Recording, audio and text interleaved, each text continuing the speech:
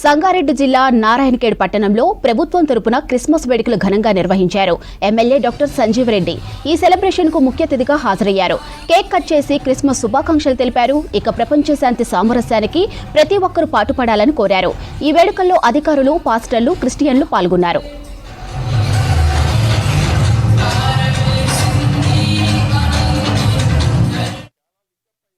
ఒక్కొక్క మతాన్ని పాటిస్తూ ఒక్కొక్కరు దాన్ని ఆచరిస్తూ ఉన్నారు మన భారతదేశంలో.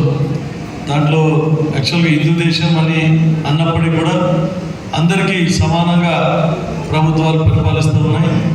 కాకపోతే మీకు ఒక విషయం చెప్పేదంటే ఏ మతం తీసుకున్నా కూడా ప్రతిదీ అల్టిమేట్గా అన్ని మతాలు, అన్ని బైబిల్ చెప్పినా, ఖురాన్ చెప్పినా, భగవద్ చెప్పినా అన్నీ ఒకటే.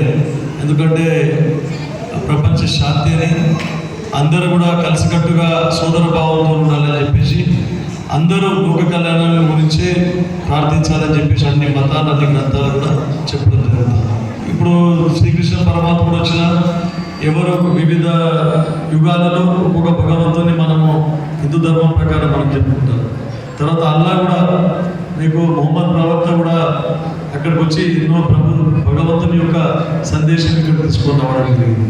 అట్లాగే యేసు ప్రభు గారు కూడా ఇక్కడికి వచ్చి ప్రజలకు అందరికీ మంచిగా చేయాలనే ఉద్దేశంతో లోక కళ్యాణం గురించి ఇక్కడ రావడం జరిగింది.